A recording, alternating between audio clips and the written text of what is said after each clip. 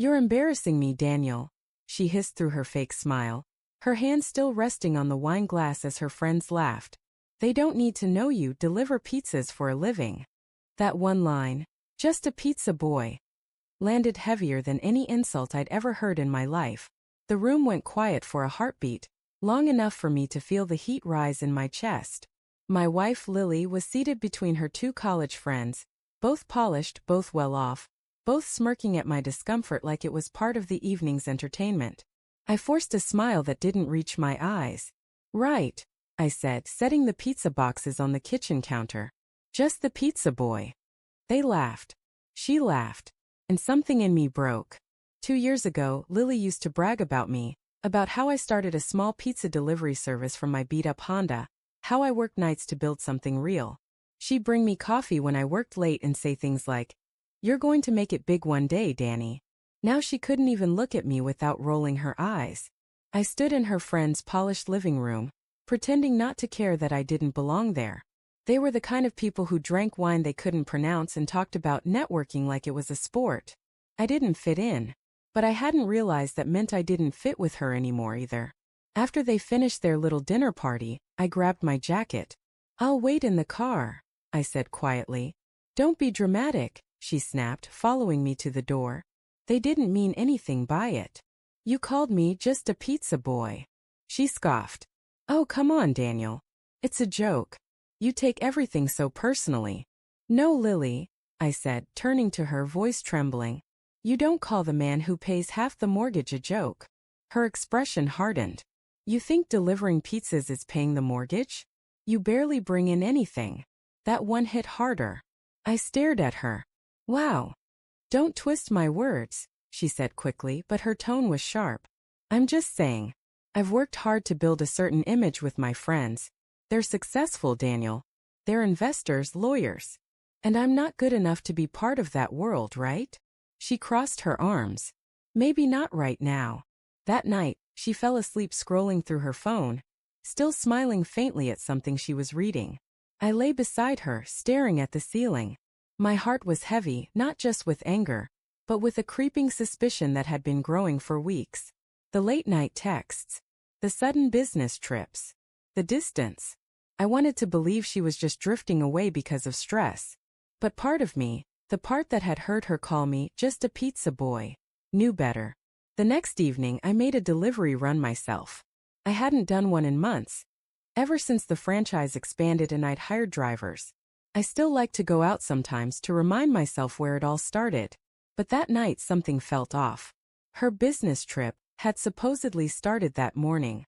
I kissed her goodbye before sunrise. But when I checked our shared location app, one she'd forgotten we still had linked, it showed her phone still in the city. Downtown. At a hotel. I stared at the screen, my pulse thundering. And then without thinking I got in my car. The hotel was one of those upscale places that smelled like money. I parked outside, heart hammering in my chest. My mind spun with excuses, possibilities, lies I didn't want to believe. I walked inside, still in my delivery uniform. Black polo, company logo stitched on the chest. The receptionist gave me a polite nod. "Delivery for room 908, I said, making up the number. She smiled. "Go right ahead, sir." The elevator ride felt endless. When the doors finally opened, I stepped into the hallway, my palms sweating. Room 908 wasn't hard to find. It was her room number. I'd seen it once before on her email confirmation. I stood there for a full minute before knocking. Footsteps. Then the door opened. Lily froze. Her lipstick was smudged. Her blouse, slightly unbuttoned. And behind her, half-dressed, confused, stood her client.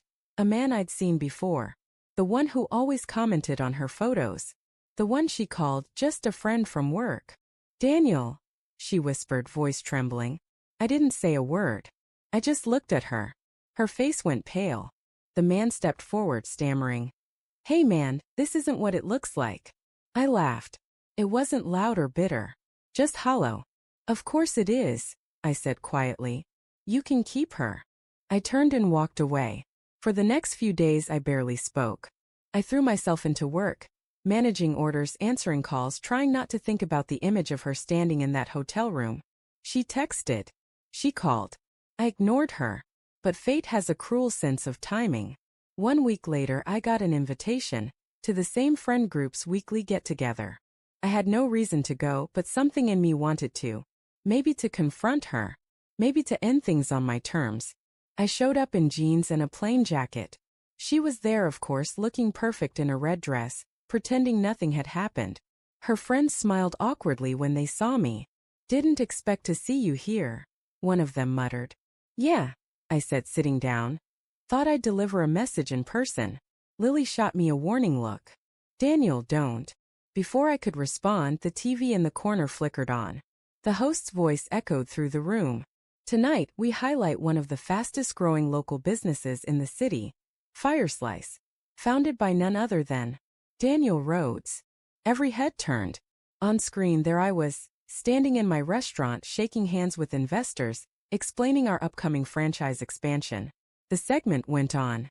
From delivering pizzas in his old Honda to owning 5 thriving branches across the state, Daniel Rhodes' story proves that hard work and heart still matter in business. The room was silent. Lily's wine glass trembled in her hand. I looked right at her. Guess the pizza boy did okay after all. Her eyes filled with tears. "Daniel, I didn't mean." "Yes, you did," I interrupted, voice calm. "And that's fine. Because now I finally believe you." She followed me outside, grabbing my arm. "Please, Daniel. I made a mistake. I was scared of being judged, scared of losing status." "Status?" I said, pulling away. "You lost something more than status, Lily. You lost me." She covered her face, crying. "I didn't sleep with him, I swear." "Don't," I said softly. "Don't ruin this with another lie." Her sobs echoed in the night air. I turned toward my car, and for the first time in months I felt free. A few weeks later, the interview aired nationally. Investors called. Emails flooded in. Fireslice was growing faster than I'd ever dreamed. And Lily? She sent one last text. "I saw your interview. You were incredible. I miss you." I stared at the message for a long time. Then I deleted it. Because some words once spoken like "just a pizza boy" never really leave you. People still ask why I kept working after the money came in, why I still deliver pizzas sometimes even though I don't have to. I tell them the truth. It reminds me of where I came from. Of the night I learned that worth isn't defined by titles, clothes, or the approval of people who never believed in you. It's defined by how you rise after being told you're nothing. So I drive. I deliver. And every time I pass that hotel on Main Street, I remember the man I used to be, the one who thought love meant forgiving everything. Now I know better.